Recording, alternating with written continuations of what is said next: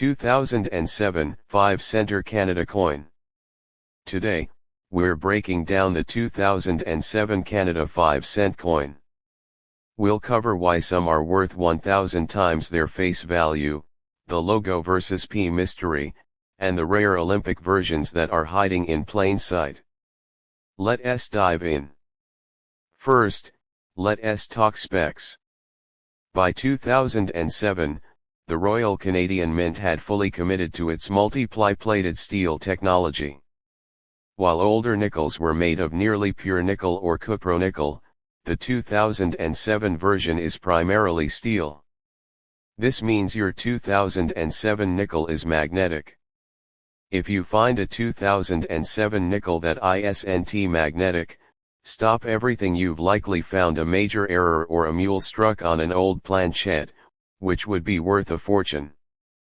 The mintage for the 2007 circulation strike was approximately 221 million. That's a lot of coins. But don't let that number fool you. Because these are steel and prone to bag marks and scratches, finding one in mint state condition is actually harder than you think.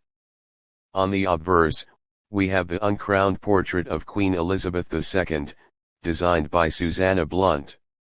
This design was a departure from tradition when it was introduced, showing the Queen without her crown.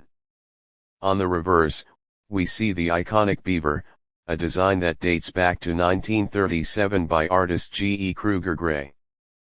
But look closely at the area under the Queen's neck.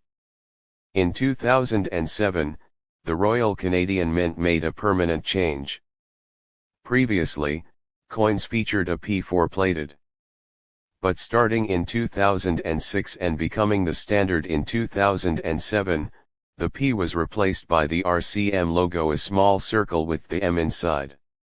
While almost all 2007 nickels have this logo, collectors are always on the hunt for any 2007 coins that might have accidentally been struck with the old P mark. No confirmed circulation nickels have been found with a P yet. Could you be the first?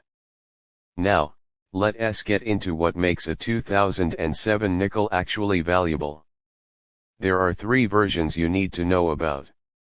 The silver-proof version, included in the double dollar proof sets, this coin is minted in 0.925 sterling silver. It looks nearly identical to the circulation strike but is heavier and has a mirror-like finish. These currently sell for about 15 to 25 on the secondary market. The Olympic proof-like, this is a big one. In 2007, the Mint released special Olympic sets to build hype for the 2010 Vancouver Games. The nickel in this set had a mintage of only 28,852. That is tiny compared to the 221 million circulation coins.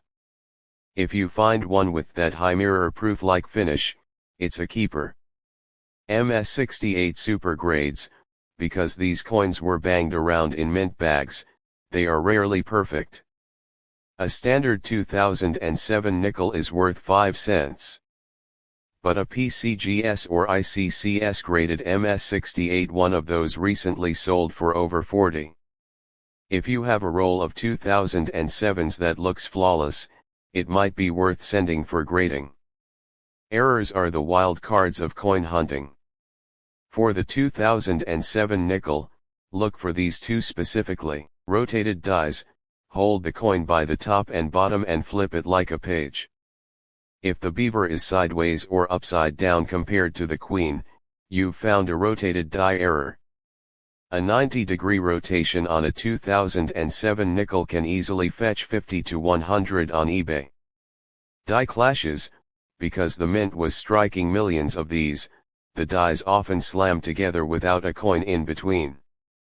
Look for faint outlines of the Queen's profile on the beaver side, or the beaver's log appearing on the Queen's side. These clashes are highly prized by variety collectors. So, the next time you're going through your spare change or opening a fresh roll of nickels, don't just toss the 2007s aside. Check for that RCM logo, look for the proof-like mirror finish, And always flip it over to check for a rotation. What's the best coin you've ever found in a roll? Let me know in the comments below.